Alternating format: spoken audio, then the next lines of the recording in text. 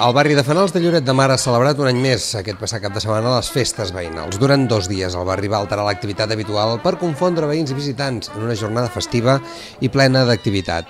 El divendres es va fer un anunci de festes, gincama popular, festa infantil, cantada, habaneres i ball de nit. El dissabte les festes van acollir un concurs de natació, un concurs de botxes, botifarrada popular i sardanes fins a la tarda.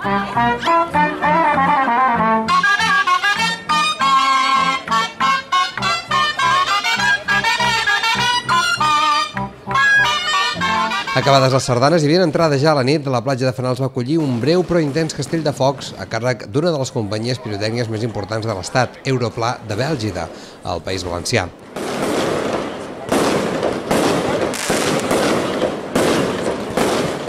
Les festes del barri de Fenals es van tancar amb un concorregut ball de nit amb el grup d'Altra Banda. L'Associació de Veïns i Propietaris de Fenals es mostra satisfeta de dur a terme un any més les festes, que tanquen el mes d'agost. Para la sección de vecinos y bueno, para el barrio le representa pues todo el final de temporada, vamos a decirlo así. Es como cerrar la temporada de verano.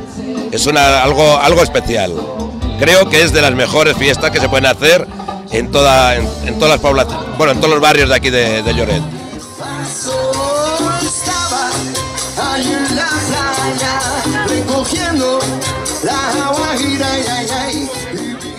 Viene gente de todos los sitios, luego tenemos una colaboración muy buena por parte de la hostelería, del ayuntamiento y bueno, de todo el mundo, de las comunidades que aportan su dinero para que realmente podamos hacer esta fiesta, porque si no fuera por ellos no se podría hacer la fiesta. Les festes majors de barris i nuclis que engloba Lloret de Mar seguiran ara el proper dia 13 de setembre amb la Festa Major de les Alegries, on hi haurà sardanes, jocs infantils, missa i ball fi de festa. La Guàrdia Civil ha demanat a l'Ajuntament de Lloret de Mar documentació sobre les obres del Parc de Can Xardó, un projecte de millora d'aquest espai elaborat el 2009. El cos policial es va presentar el passat divendres dia 28 d'agost, tot sol·licitant a l'alcalde una còpia de l'expedient de l'obra d'ordenació d'aquest parc urbà. El secretari del consistori va acompanyar la Policia Estatal a l'arxiu municipal on està arxivada la documentació que de fet és de disponibilitat pública. Doncs sí, simplement ha vingut la Guàrdia Civil i ens ha fet el requeriment d'un expedient de l'any 2009, per tant des de fa 6 anys, sobre un expedient sobre l'obra d'un parc urbà que es va fer a Lloret de Mar. I de fet aquest expedient, al fer 6 anys que està executat, el secretari els ha acompanyat a l'arxiu a buscar l'expedient en qüestió. Només volien una cosa concreta, que era aquest expedient de l'any 2009, simplement això. De fet, ens hem assabentat per la premsa. De fet, m'han trucat companys vostres de la premsa aquest matí mentre feia unes visites a uns camins de ronda i trucant a l'Ajuntament ningú sabia res i evidentment ho sabia la premsa molt abans que nosaltres, perquè quan arriba la Guàrdia Civil és quan hem tingut la primera notícia, però de fet ja estàveu tots avisats, per tant entenc que algú us ha avisat. Al mateix matí, diversos ajuntaments i fundacions van rebre la petició d'informació d'obres.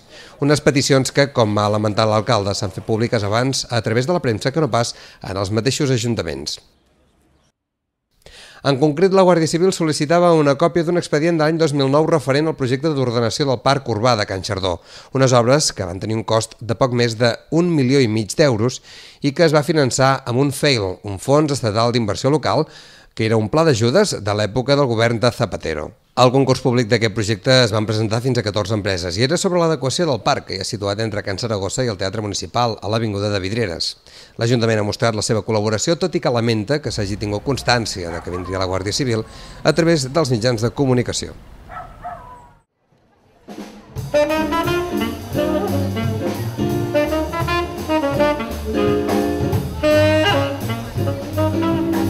Els 2 primers dimecres de setembre, la parròquia de Lloret de Mar acollirà les 2 darreres vetllades musicals del cicle Concerts d'Estiu en la parròquia de Sant Romà. I és que els amics de la música de la població han intensificat aquest estiu l'activitat amb la voluntat de continuar recollint fons per la recuperació de l'orgue d'aquesta parròquia amb la recerca d'apadrinaments i de donacions. A més dels concerts setmanals en espais oberts i sota el títol Música per un tub, aquest agost i els 2 primers dimecres de setembre l'entitat ofereix dintre la mateixa campanya els concerts d'estiu a la parròquia.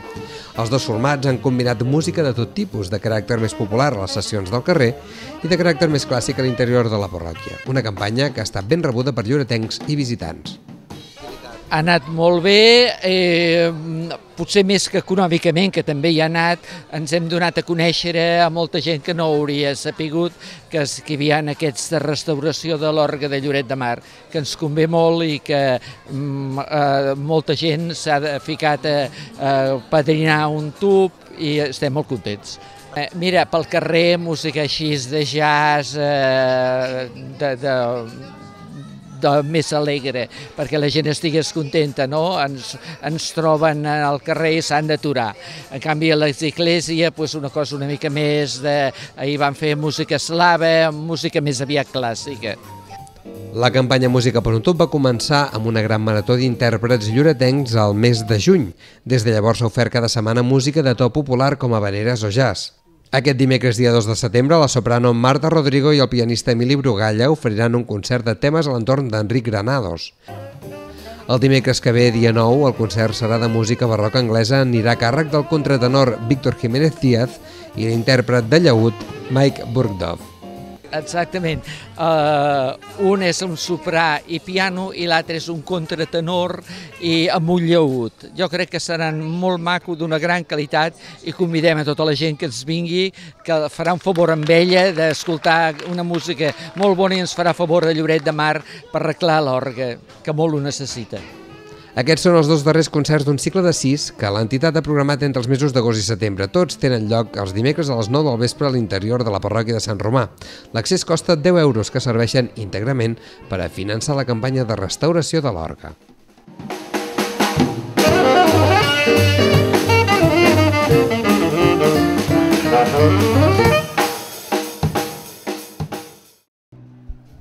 La Biblioteca de Lloret de Mar celebra les darreres activitats d'estiu a l'espera de començar l'activitat del nou curs escolar.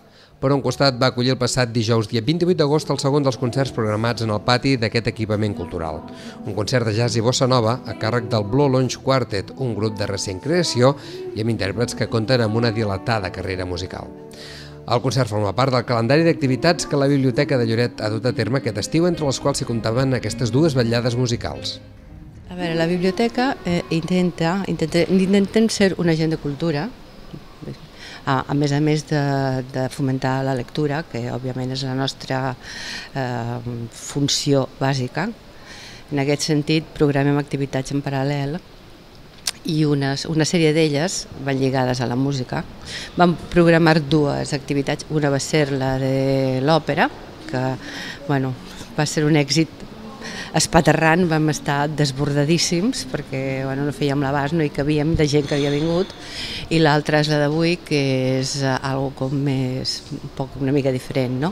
És una sessió de jazz amb clàssics i estàndards de jazz i de bossa nova. Un sendero solo de pena y silencio llegó hasta el agua profunda. Un sendero solo de penas mudas llegó hasta la espuma.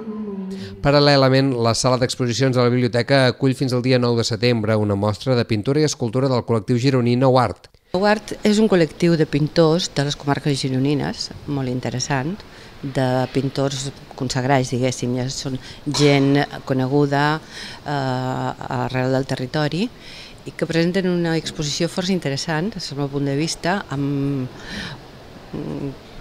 conceptes i amb tècniques molt diferents, però que bé, jo recomanaria que el millor que es pot fer és venir-la a veure, òbviament. Entre els artistes del col·lectiu s'hi poden trobar Tomàs Vila, Pere Ventura, Enric Rubió o bé Joan Abres, que de fet té una escultura al passeig de Lloret de Mar.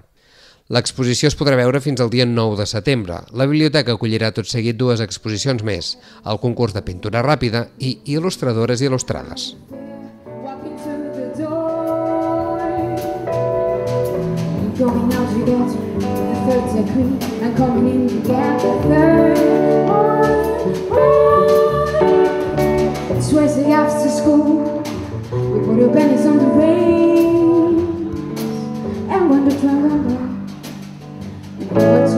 Here all our fools going loose, no hesitates going loose, my love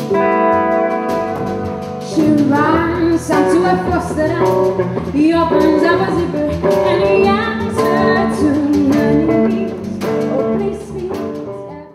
Un dels molts atractius que ofereix Lloret de Mar són les visites guiades en els diferents espais d'interès patrimonial. Can Garriga, els Jardins de Santa Clotilde, el Castell de Sant Joan, el cementiri han sigut algunes de les peces que es poden visitar al llarg d'aquest estiu. Un d'aquests espais és el Mas de Can Saragossa, que aquest dijous i diumenge, i els de la setmana que ve, ofereix visites a les 9 del vespre. Un dels principals atractius que ofereix la visita guiada és la ruta comentada a l'exposició de Joan Llaveries titulada Llaveries i el mar, on s'hi pot repassar la vida d'aquest artista, així com la seva vinculació amb Lloret de Mar. La guia Anna Penya explica anècdotes sobre l'home i les claus per entendre la seva obra i la seva importància. La visita, però, no es limita només a l'exposició sobre aquest artista. I fem una visita guiada i detallada a l'exposició Llaveries i al mar i després sortim aquí, que ja es fa més fosc, amb una copa de cava fresqueta a la mà, expliquem una mica la història de la casa, perquè molta gent ve a veure l'exposició que tenim dels poblats ibers, ve a veure l'exposició d'en Llaveries, però pregunten per la història de la casa, quan es va construir, per què és tan maca, i bueno, fem un resum de la història de Can Saragossa. Can Saragossa és un mas ja documentat des de 1317, un mas de la família que li dóna nom i que estava envoltat de vinyes. Llavors, l'any 1902 es converteix en una mena de palauet d'estiueig del senyor Saragossa, sempre dintre de la mateixa família, de generacions diferents. Després arriba a ser un hotel petit, als anys 50, quan arriben els primers turistes. Després la casa també va quedar llogada i en l'any 84 la compra l'Ajuntament i és quan es fa la gran reforma i se li dona l'esplendor que havia tingut abans. Can Saragossa conté a la planta baixa una exposició de les troballes fetes en els 3 poblats ibèrics de Lloret, el Puig de Castellet, actualment visitable, i el Turó Rodó i Montbarbat, que s'hi està treballant. A la primera planta hi ha l'exposició temporal Llaveries i el mar, a més d'oficines municipals, una casa que aixeca moltes preguntes als visitants. Crec que la gent acaba molt contenta. Ha vingut molta gent, acompanya l'hora, que les 9 del vespre és una hora maca, acompanya també estar aquí una estona tranquils i sobretot que fins ara no s'havien fet aquest tipus de visites a Can Saragossa, quedava una mica com oblidat. El Museu del Mar està al centre, va tothom, els jardins són molt macos, però també hem de donar a conèixer a la gent l'altre patrimoni que tenim a Lloret, que hem de dinamitzar perquè la gent vingui. Penso que ha sigut un encert l'hora i la proposta que oferim, no? La visita en Llaveries, l'explicació de la casa i estar aquí tranquils amb aquest entorn que és molt maco. Si voleu assistir a les darreres visites que s'hi fan dijous o diumenges d'aquesta setmana o de la que ve, tota la informació i les inscripcions es fan al Museu del Mar.